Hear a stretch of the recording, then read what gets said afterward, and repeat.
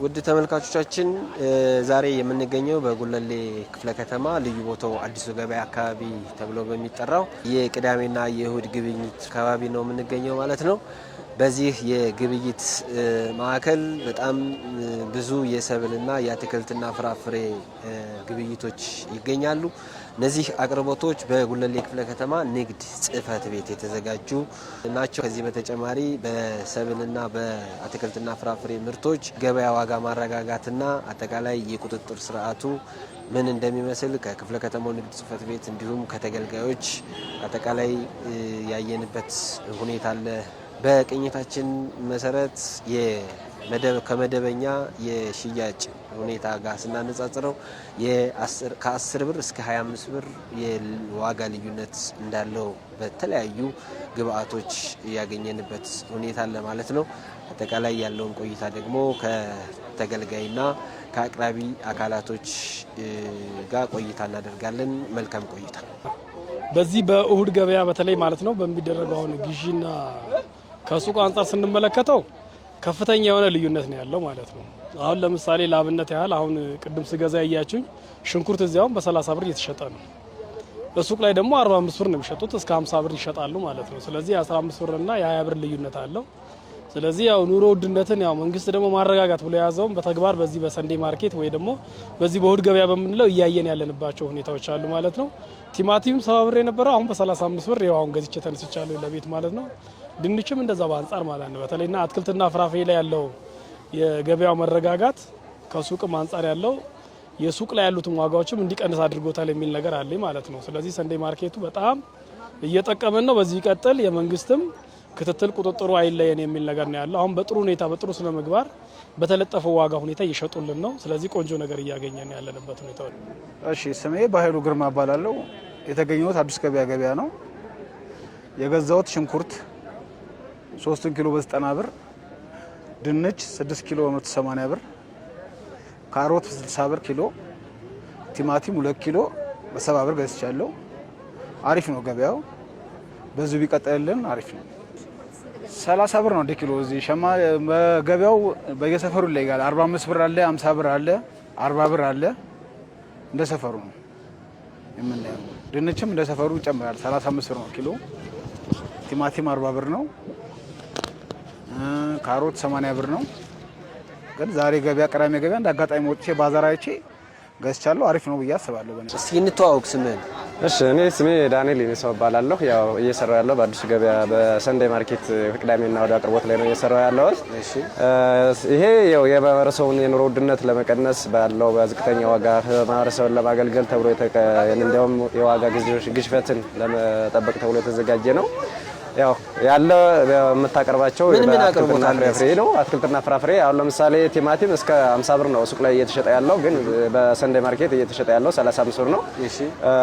ሽንኩርት ከ40 እስከ 50 ብር ባለው ነው እየተሸጠ ያለው፣ ግን እዚህ በ30 ብር ነው እየሸጥን ያለ ነው። ድንችም እንዲሁ ከ35 ብር በታች የለም፣ ግን እዚህ በ30 ብር ነው እየተሸጠ ያለው። ጥቅልም እዚህ በ30 ብር ነው እየተሸጠ ያለው። ከውጭ ባሉ ገበያ ሱቆች ላይ ደግሞ እስከ 45 ብር ድረስ ነው እየተሸጠ ያለውና በ1 ኪሎ ከ5 ብር እስከ 15 ብር ባለው ልዩነት ነው እየተሸጠ ያለውና ይሄ ደግሞ ለማህበረሰቡ የተሻለ አቅርቦት ባለው ነው። አሁን ሀባብ ሱቅ ላይ እስከ 100 ብር ድረስ ነው የሚሸጠው፣ እዚህ ግን በ60 ብር ነው እያቀረብን ያለ ነው እኛ። ሌላ ቀይ ስርም በ60 ብር ነው ሱቅ ላይ የሚሸጠው፣ እዚህ ግን በ40 ብር ነው አቅርቦት እያደረግን ያለው። ሽንኩርታችሁ ደግሞ በጣም ነው የሚያምረው። ሽንኩርት ያው አብዛኛውን ከእንትኑ ከአርሶ አደሩ ነው የምንረከበው ከገበሬ። ያው አንዳንዴ ነው ከነጋዴ እንጂ አሁን በነጋዴው ላይ የሚጨምረው ምንድነው የመጋዘን ኪራይና ትራንስፖርት በሚለው ያኛውን ደምሮ ነው ማህበረሰቡ ላይ እያቀረበ ያለው። ይሄን ይመስላል። በጣም እናመሰግናለን። በርቱልን። እሺ፣ እናመሰግናለን። እንደምን ስምህን እንተዋወቅ እስኪ? ስሜ ዋቤ ይባላለሁ። ዋቤ ይባላል። እሺ፣ እንዴት ነው የገበያ ማረጋጋት ስራ እየሰራችሁ ነው ያገኘዋችሁና እንዴት ነው የገበያ ሁኔታ? በጣም አሪፍ ነው፣ ደስ ይላል።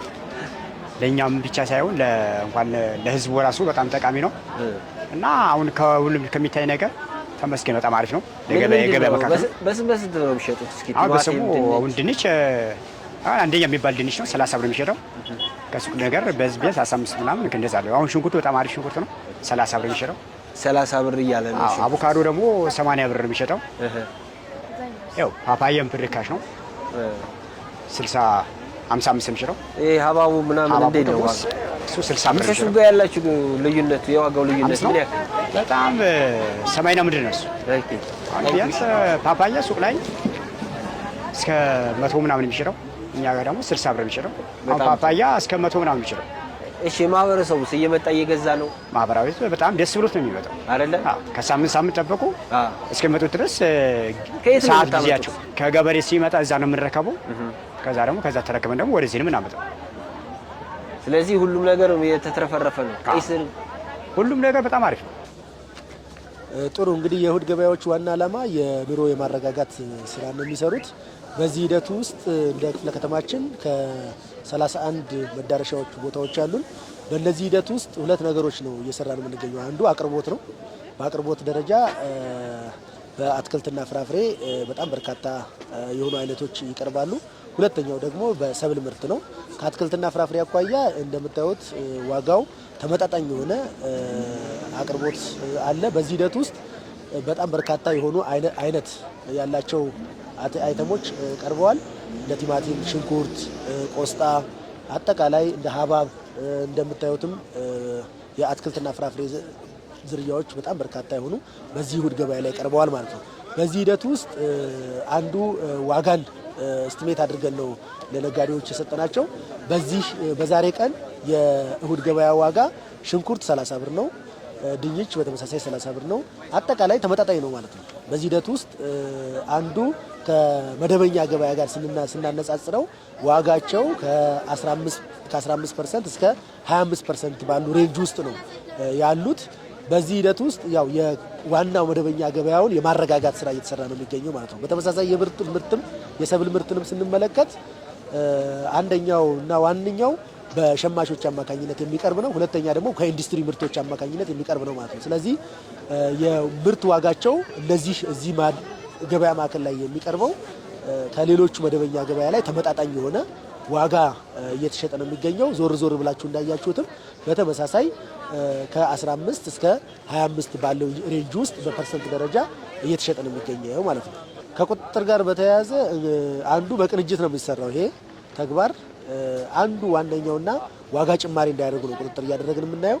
ሁለተኛው ደግሞ የምርት አቅርቦታቸው ከጥራት ጋር በተያያዘ የባለሙያዎች አሉን ይህን የሚከታተሉ፣ የደንብ ማስከበር አለን፣ የፖሊስ አለን። በቅንጅት እነዚህን ነጋዴዎች ቁጥጥር ክትትል እናደርጋለን። ዋጋ የጨመሩ ካሉ እርምጃ እየወሰድን እንሄዳለን ማለት ነው። ለምሳሌ በባለፉት 2-3 ሳምንታት ውስጥ 3 የሚሆኑ ነጋዴዎች ላይ ከባድ ማስጠንቀቂያ ሰጥተናቸዋል። በቀጣይ እነዚህ ነጋዴዎች ዋጋ ጨምረው ካገኘናቸው የምርት ጥራታቸው ውስንነት ካለበት እስከ ማሰናበት ደረጃ እንደርሳለን ማለት ነው።